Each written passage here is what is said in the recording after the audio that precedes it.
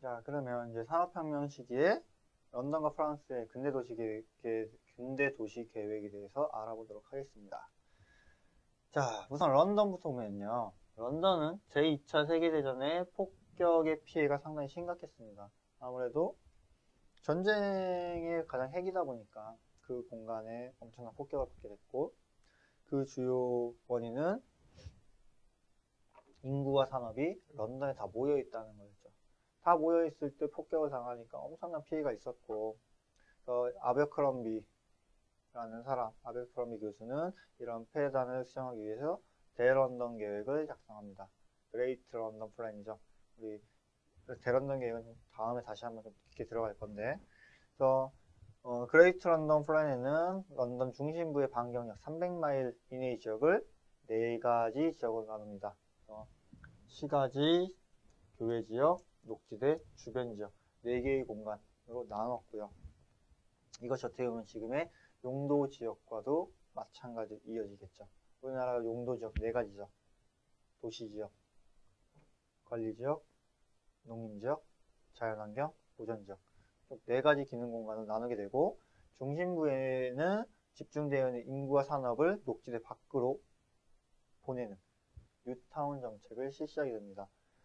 도시 중심에 상당히 많은 인구와 사람들이 있는 것을 외곽으로 분산시키는 정책이죠. 신도시 계획을 만들어 내게 되는 거죠. 그래서 대런던 계획을 통해서 분산 계획을 실천하기 위해 공업배치법을 제정하고, 공업지는 수도권 내, 중심지에 들어올 수 없다. 수도권 배치법을 제정하고 46년에 신도시 계획법을 제정해서 공포했다. 이거 우리나라 따지면 어떤 거예요? 수도권 정비 계획에 의한 성장 국제 권역 이런 데죠.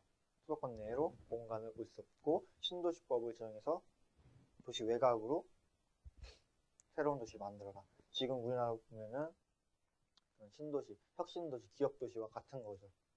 중심이 아니라 외곽으로 포진시켜라. 이에 따라 런던 교외에 여러 개의 신도시가 건설되어 해마다 인구와 산업을 유치해 가고 있었다. 새로운 도시 만드니까 계속 인구를 보내는 거죠. 그런데 어떻게 된다?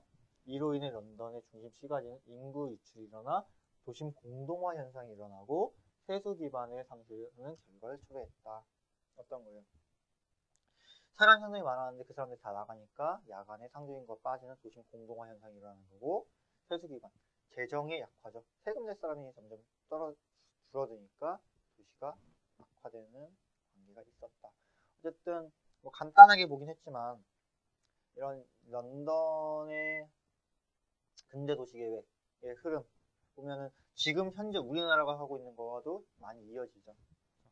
4개의 공간, 포링지대고요. 4개의 공간으로 나눠서 한 것이 어떻게 보면 우리나라의 그런 도시지역, 관리지역과 같은 용도지역이고, 이런 분산 정책을 통해서 만든 것은 수정법에 의한 성장관리계획 권역, 무슨 과밀 억제 권역 이와 같은 식으로 권역을 분포한 거고. 근데 이런 현상을 통해서 도심 공동화나 세수 기반의 상실을 야기하는 문제점도 있었다는 거. 자, 그럼 프랑스는 어떻게 했을까요? 프랑스는 이제 우선 오스만 얘기가 다시 나와야 되는데 19세기 이전에 중세 도시의 모습에서 벗어나지 못하고 있었다. 과거 프랑스는 뭔가 중세 도시의 모습을 그대로 가지고 있었는데, 그런 중세 도시 모습은 좁은 길들이 미로가 적혀 있어서 파리 시민들의 만성적인 교통체증에 시달렸고, 루브르 궁과 같은 역사적인 건축물들은 무질서하게 건축된 허름한 건축물로 포함되어 그 위용을 나타내지 못했다. 우리 권위주의적 도시, 기념비적 도시에서 도시 미관 증진을 위해 파리 대기조가 있었다고 했어요. 어떤 건지 보이잖아요.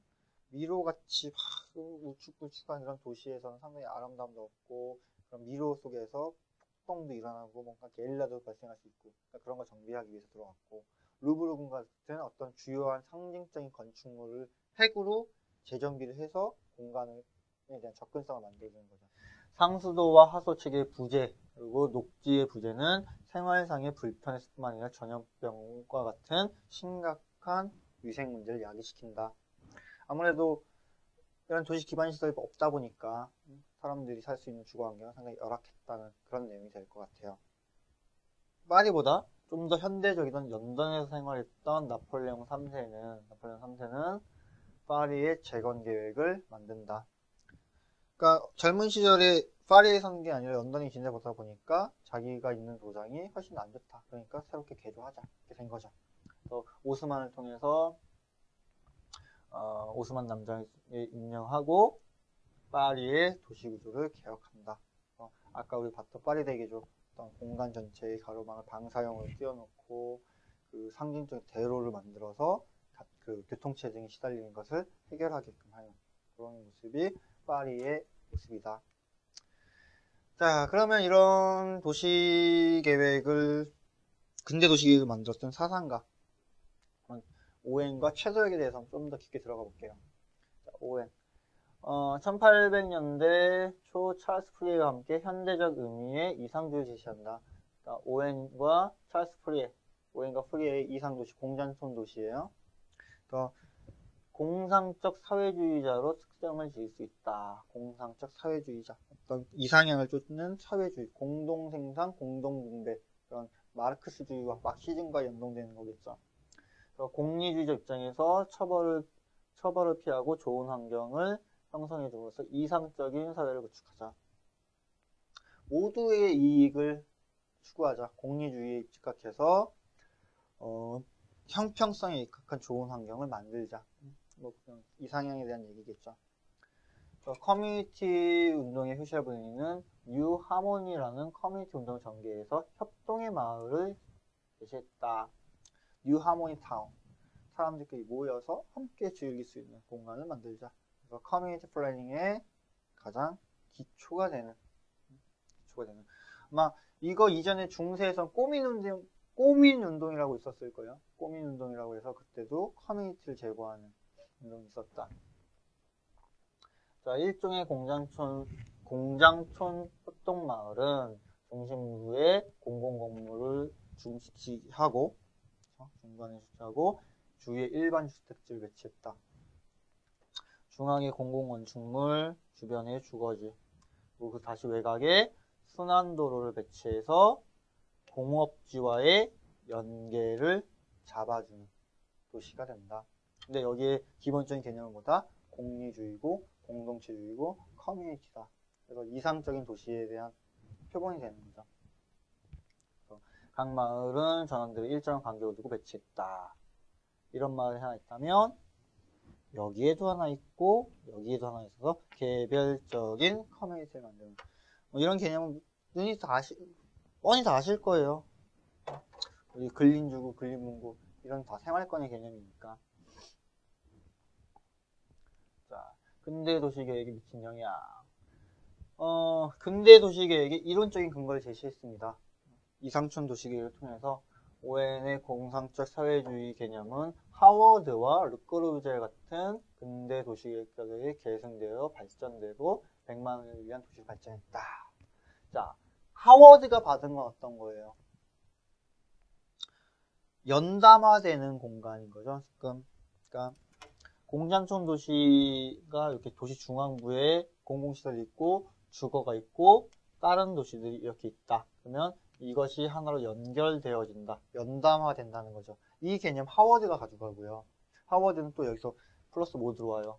사회주의적인 개념에서 공동생산과 공동분배를 통해서 자족적인 경제 공동체를 만드는 그런 개념 갖고 온단 말이죠.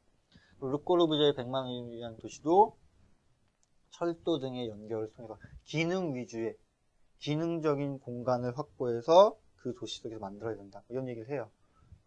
하워드랑 연결을 시키시는 게 좀 더 편하실 거고요.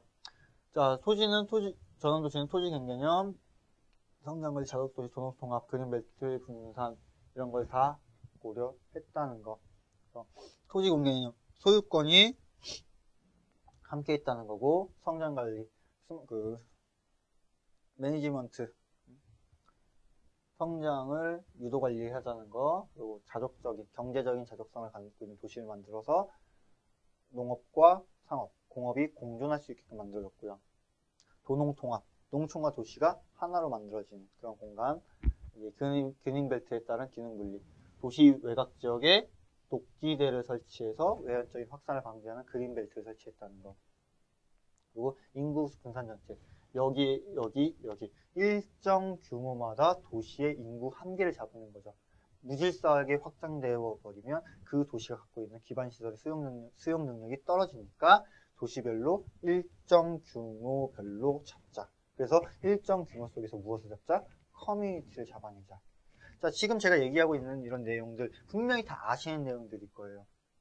아시는 내용인데 이와 같은 개념들의 출발점은 어디였다? 오웬의 공장촌 도시였다.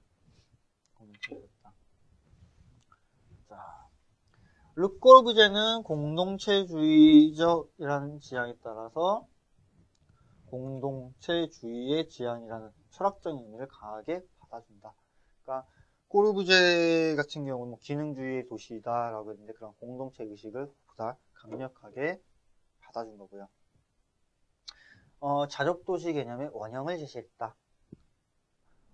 오웬의 폐쇄적인 자족도시는 외부 공간의 침입을 막고 이기심을 극복된 집단적 공동체를 건설을 목표로 하고 있다.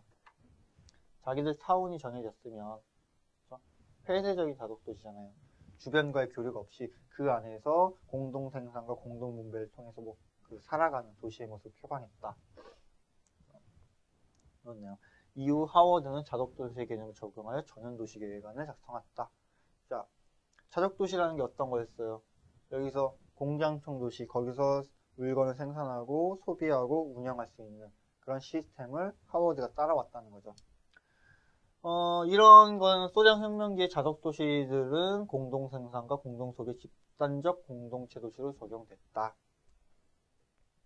사회주의적인 마크시즘에 따른 그런 개념에 의해서 그 러시아, 과거 구소련의 도시 공간들은 공동생산, 공동체계의 시스템을 잡아내는 거죠. 자족도시의 원래 기능은 외부로부터 침입이나 사회 악으로부터 방어를 위한 것이었으나 원래 개념. 왜 자족을 꿈꿨다? 외부로부터 침입을 금지하고 자기들만의 커뮤니티를 만들기 위해서 자족성을 만들었는데 근대 도시계획에서는 도시 확장의 억제 기능을 했다. 어떤 말이에요? 일정 규모로 경계, 더 이상 확장되지 못하도록 막는 거죠. 인구 성장의 한계를 잡아내는 그런 개념으로 적용시키면 됩니다.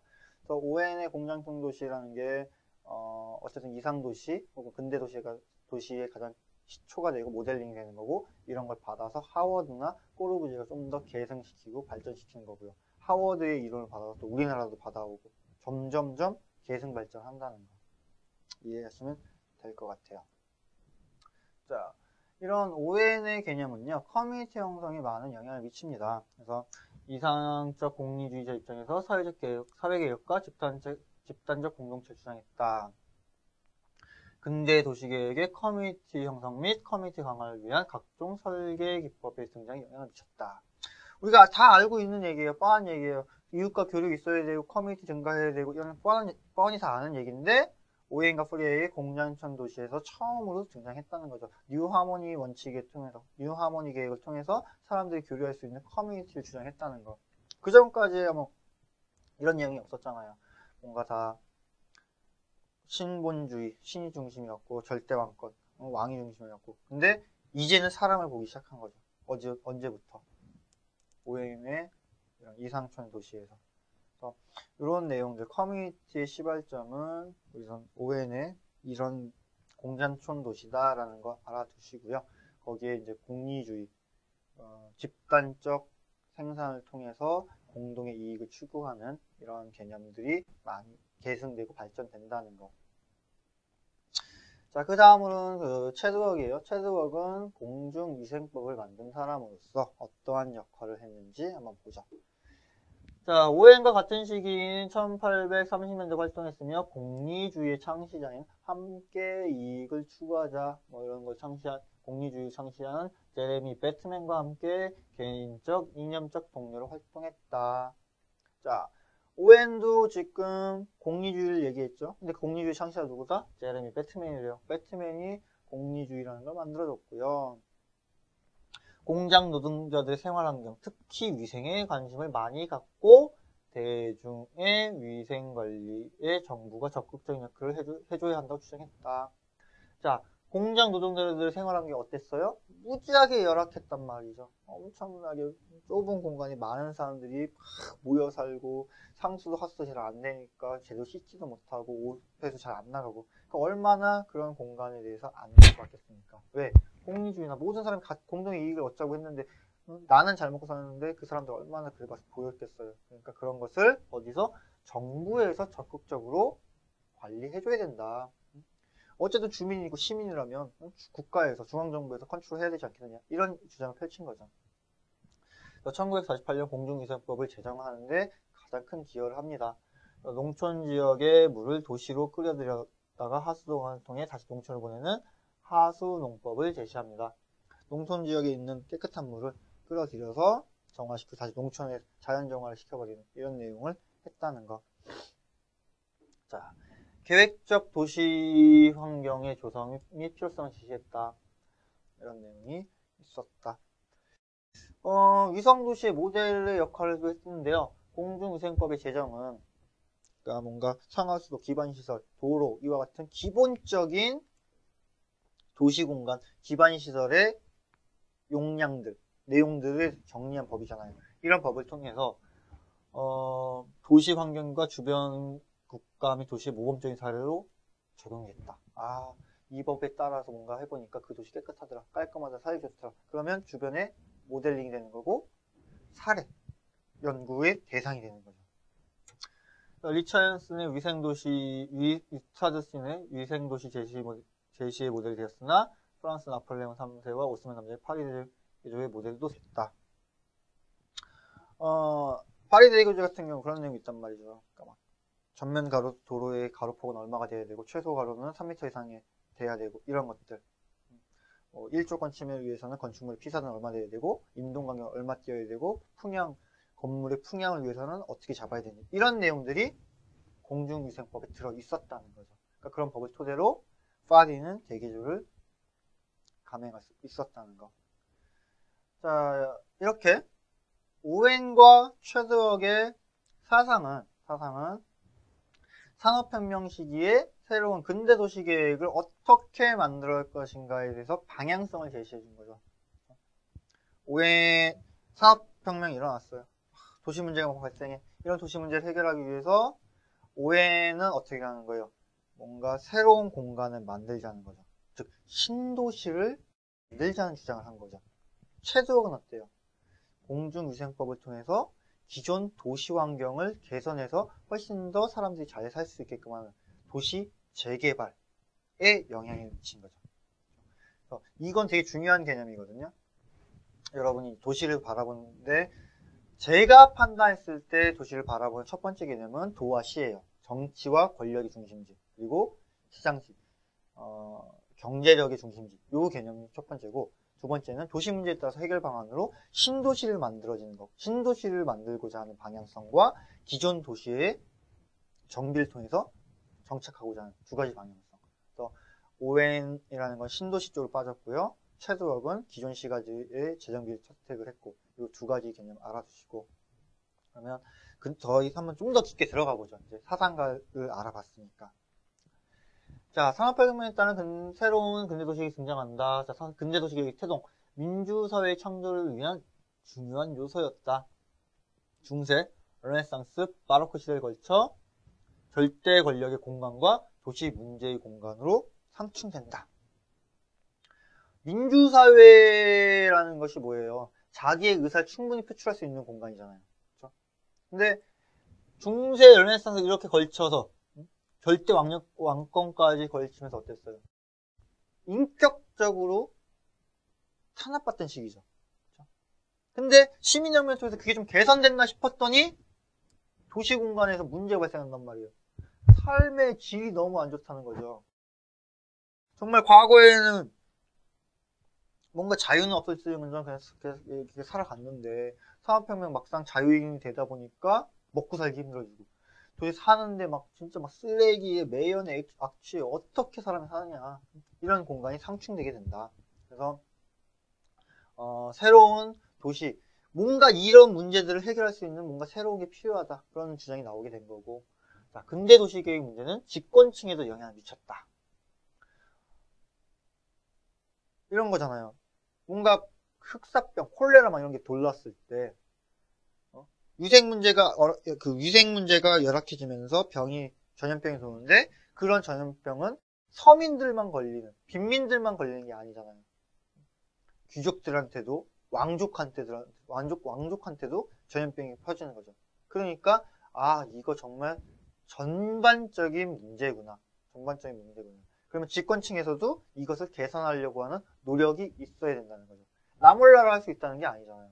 과거에는 중세, 르네상스, 바로크, 절대왕 정말 윗계급들, 지주계급, 권력을 갖고 있는 계급만 잘 먹고 잘 살면 됐는데 이거 아니구나. 왜? 시민들은 의식을 신장했어요.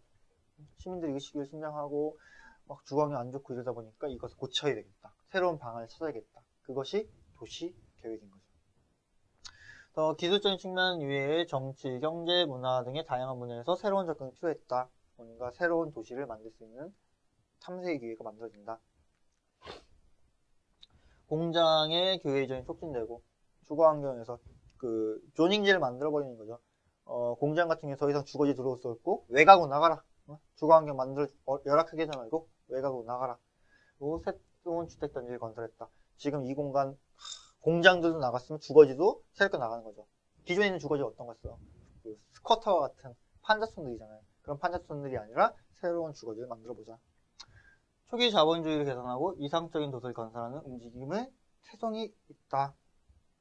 그러니까 교외로 나가고 새로운 주택단지를 만드니까 이상적인 도시까지 만들어보자. 도시 문제를 해결하기 위해서 다양한 도시계획안이 등장을 하더라. 이런저런 문제점들이 있었잖아요. 그런 문제를 해결하기 위해서 새로운 대안들을 탐색하는 거죠. 그런 새로운 대안들은 어떻게 있을까? 우선 유토피아적 도시계획, 이상향을 꿈꾸는 도시계획이죠. 그래서 이런 게 뭐가 있냐? 사회제도와 정주공간의 변화다. 이상도시를 계승하며 토마스 모의 유토피아를 지향했다. 토마스 모의 유토피아 뭐였어요? 공동생산에 따라서 공동체계였잖아요. 토지 공개념. 이런 도시를 꿈꾸자. 정말 이런 도시가 좋겠다. 사람들을 계몽함으로써 이상도시를 건설하여 산업혁명의 모순을 해결하자. 사람들이 멍청해서 몰라서 이렇게 된 거다. 그럼 사람들의 지식을 심어주자. 계몽하자. 그게 계몽운동이고요. 그래서 산업혁명의 모순. 어떤 거? 돈 있는 사람들만 잘 먹고 잘 사는 거잖아요. 노동자들은 열심히 일해도 돈 못 벌고 자본주의, 부르주아 계급은 점점 부의 축소로 늘려가는 이런 모순을 해결해서 일한 만큼 먹고 살자. 그거 뭐였어요? 토마스 모의 유토피아였잖아요. 이거 언제부터 나왔어? 중세 봉건사회를 타파한 르네상스 기원 시대에서 봉건사회의 그런 개념, 지주의 핍박에 따른 노동력 착취, 일한 만큼 벌지 못하는 그런 사회가 안 좋다. 그럼 이상적인 도시는 내가 일한 만큼 얻자. 이게 그 개념 계승하는 거잖아요. 자, 경제평등은 소비생활의 공동체에 의해서만 가능하다. 경제적인 평등은 소비가 하나의 공동체, 즉 내가 먹고 싶으면 먹고 안 먹고 싶으면 안 먹고. 우리가 고기 같은 게 요즘 뭐 소고기나 돼지고기나 별반 차이 가격이 별로 없긴 하잖아요. 근데 과거에 좀 차이가 많이 났던 건 뭐예요? 평등한 소비 생활이 아니었죠. 소라는 게 물건이 한계가 있으니까 돼지보다는 소가 적으니까 그러면 수요 공급에 따라서 가격이 올라가는. 근데 평등한 경제 생활이라는 건 누구나 같은 양을 먹는다는 거잖아요. 그런 개념. 교육, 종교, 도덕 등을 중요시하고 사회 변화와 사회적 새로운 모범적 이상사회를 건설하자. 뭔가 이상도시를 건설하자고 했던 거고요. 대담하고 인간적인 모델로 근대 도시계획에 영향을 미쳤다. 도시계획 분야의 사회적인 변화를 시도했다. 이런 것이 유토피아, 이상향을 꿈꾸는 도시계획의 모습일 것 같아요. 자, 사회주의, 공리주의적의 도시계획은 아까 잠깐 봤던 오웬과 포리에 그리고 시몬까지 이어진 공리주의에 입각한 도시를 만들자고 했고요. 이런 공리주의는 도시 문제 해결에 큰 기여를 했고 현대 도시의 역사적 발전에 지대한 공헌을 했다. 아까 잠깐 얘기했죠. 오웬이 얘기했던 그런 도시는 뭔가 공동 생산에 따라서 도시 문제를 해결할 수 있는 방안으로 제시가 됐다는 것이고요. 그래서 오웬의 이상천 도시, 노동자의 생활환경, 노동조합 운동을 만들어줬고, 노동조합 운동, 이건 오웬 같은 경우 전국 노동자 조합 창설한 그런 사람이고요. 자녀들의 교육에 관심을 잡았고, 세계 최초의 유치원과 노동자 소비조합을 건설했다. 유치원, 교육이라는 거죠. 아동들을 교육시켜서 계몽시켜야 된다. 뭐 이런 개념이고, 소비조합, 공동생활, 공동경제체계를 잡아주는 거죠. 그러니까 우리 과거 70년대 보면 구판장이라는 게 또 있어요. 구판장이라는 게 뭐였어요? 그 마을에서 공동생산, 공동물품을 관리, 보급하는 그런 공간이었단 말이죠. 그래서 1817년 농업과 공업을 결합한 공장 도시를 건설한 걸 제안했다. 농업과 공업을 결합했다는 건 뭐예요? 자족성을 갖자는 거죠. 자족성. 경제적인 공간을 잡아내자는 거. 그래서 하모니에 의한 이상사회, 뉴 커뮤니티를 목표로 만들어졌다. 그러니까 커뮤니티 공간을 만들자는 게 오웬의 이상천 도시의 기본적인 개념 아니었고요. 프리에의 팔랑스테르, 공장 기업가의 영향을 주며 새로운 공장을 건설할 때 주변의 주택군과 함께 건설해서 해야 된다. 이런 거죠. 공장만 만들면 안 되고 공장과 함께 주거지도 만들어줘야 된다. 이것이 자족경제, 자족도시의 느낌을 표방하는 그런 공간이 될 것 같아요. 그 밖에도 뭐 이렇게 기네스의 도시도 있고요. 직주 근접의 도시 뭐 이런 것도 있고 정치 경제 공동체 뭐 이런 것도 있었네요. 자, 그럼 이러한 유토피아적 도시계획의 한계점을 본다면요. 도시계획상의 개선과 사회 전반적인 개선이 동일시되고 사회 경제적 발전이 도시계획을 통해 실현될 수 있다는 환상이 생겼다. 자, 도시계획을 새롭게 한다면 지금 갖고 있는 우리 시스템, 사회 환경이 새롭게 개선된다. 이런 환상이 있었다는 거죠. 근데 근대 대도시들은 그대로 놓아준 채 주택 문제를 해결하기를 원했다. 어떤 문제점이 있는데 그것을 보존하기보다는 버리고 딴 걸 하자. 이런 개념이 한계라는 거죠. 도시계획과 사회경제적 발전에 관련해서 연결성이 없다. 그냥 정치, 경제, 사회, 문화를 복합적으로 연결해서 발전을 시켜야 되는데 그게 아니라 새로운 타운만 만들고 새로운 시스템을 만들어서 새롭게 하자는 거죠. 근데 도시라는 게 역사적 흐름과 맥락을 잡아줘야 되는데 그런 연결고리가 없었다는 거. 빈민에 대한 막연한 동정심에서 비롯된 변화는 구체적인 대안이 없었다. 그러니까 열악한 노동 환경을 가진 노동자들을 구하기 위해서 만들어진 시도지만 그것에 뚜렷한 대안이 없다 보니까 실질적으로 실천하지 못하게 되는 그런 패단, 안 좋은 모습이 있었다는 거죠. 자, 다음으로 기능주의적인 도시. 자, 대량 생산과 정규체계 변화다. 자, 공장과 노동의 분합으로 인해서 산업도시가 거대화되더라. 도시도 점점 커지더라. 농장의 규모가 확대되고 노동자의 수적 증가를 통해서 철도 및 운하의 발달로 이농인구와 도시 유입이 많이 늘어나더라. 도시가 점점 커지고 교통이 발달하고 사람들이 모이고 뻔한 얘기예요. 주요 도시를 거점으로 편중된 정주 패턴의 변화가 일어난다. 어떤 도시들이 이제 조금씩 주광이 바뀌는 거죠. 그래서 공장주들 근로자의 생활 환경과 생산성 제고를 위해서 농공 혼합도시를 만든다. 도시 내에 공장만 있는 것은 너무 피폐하니까 농촌과 함께 있다면 조금 더 자연과 함께 있고 쾌적할 수 있겠죠. 그리고 경영과 운영의 노조 참여 방식을 도입해서 도입 등의 연구를 진행했다. 어떻게 하면 노동자들을 보다 편안하게 해줄 수 있을까? 어떻게 하면 더 생산성을 제고시킬 수 있을까? 그런 개념으로 접근한 거고요. 공장 도시는 소규모이고 경영자의 자비와 생산성 제고의 의욕이 함께 적용했다. 수가 적어 근로자 전체의 주거 문제 해결하는 데는 역부족이었으나 전원도시의 영향을 미쳤다. 이런 개념 자체는 그렇게 많지는 않았다는 거죠. 그러니까 공장주의 도시, 기능주의 도시라는 게 보다 공장을 공장답게 설립하는 그런 도시잖아요. 근데 그렇게 만들어지지 못했다는 거고, 이후 전원도시, 하워드의 전원도시에 영향을 미쳤다는 거죠. 공장과 함께, 공장, 농촌을 함께 만드는 도시계획. 그런 사례로는 그렇게 있습니다. 이거는 이제 여러분 교재로 한 번 더 읽어보시고요. 자, 마무리를 한번 해보면요. 자, 산업혁명이라는 거, 근대화를 통해서 뭐 증기관의 발명을 통해 새로운 도시 공간을 만들어내는 그런 개념이 있었고요. 농촌 인구의 이촌항도 현상이라든지 도시의 흡입 요인에 따라서 많은 사람들이 도시로 뭉쳤고, 그에 따라서 외연적인 확산까지 만들어졌습니다.